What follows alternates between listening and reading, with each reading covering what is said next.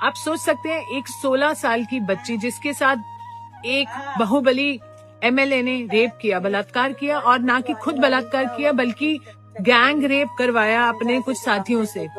और हम कौन सी दुनिया में, हमें लगता है कि ये हो गया। नहीं, आगे सुनिए। उसकी जब पिता ने रिपोर्ट कराने की कोशिश की, पुलिस कस्टडी में बहुत बुरी तरह से टॉर्चर करते हुए, जो आप फिल्मों में देखते हैं उतने ही से ज्यादा टॉर्चर करते हुए उसके पिता की पुलिस कस्टडी में हत्या कर दी गई। यहीं खत्म नहीं होता।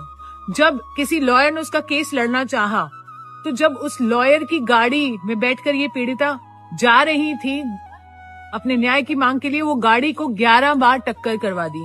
11 बार टक्कर खाने से उस गाड़ी में बैठे 4 सदस्य थे, जिसमें से 3 की ऑन स्पॉट डेथ हो गई, लॉयर की, इसकी मासी की, इसकी बुआ की, और ये बच्ची बच गई। आपकी रूह कांप उठेगी। और ये बच्ची कैसे बची है, मैंने इसको अस्पताल में तब देखा है जब ये क्रिटिकल केयर में थी 7 साल पहले, और उठ नहीं पा रही थी, वेंटिलेटर पर थी। 6 महीने जब वो उस वेंटिलेटर आईसीयू में रही, उसके बाद उसने अपनी हिम्मत जुटाई और अपना केस लड़ना चाहा।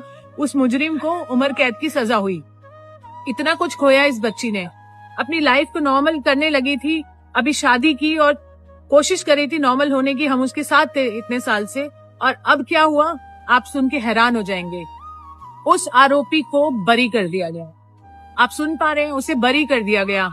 और एक्सक्यूज, ये नहीं कि बलात्कार प्रूव नहीं हुआ, बलात्कार प्रूव हुआ है, पर क्योंकि कोई कानूनी दावपेच थे जो उसे बचा सकते थे, फालतू के हाईकोर्ट ने ऐसी ऐसी दलीलें दी हैं कि आप सुन के हैरान हो जाएंगे कि वो एक पब्लिक सर्वेंट नहीं है, या फिर ये बच्ची माइनर नहीं थी और कोर्ट के पास टाइम नहीं है। इतनी फालतू चीजें बोलकर उसे बरी कर दिया गया। आप सोच सकते हैं, आपको गुस्सा आ रहा है? अगर नहीं आ रहा तो आना चाहिए, क्योंकि बेटियां हमारे सबके घर में है, और ये हिंदुस्तान की बेटियों की बात कर रहे हैं हम।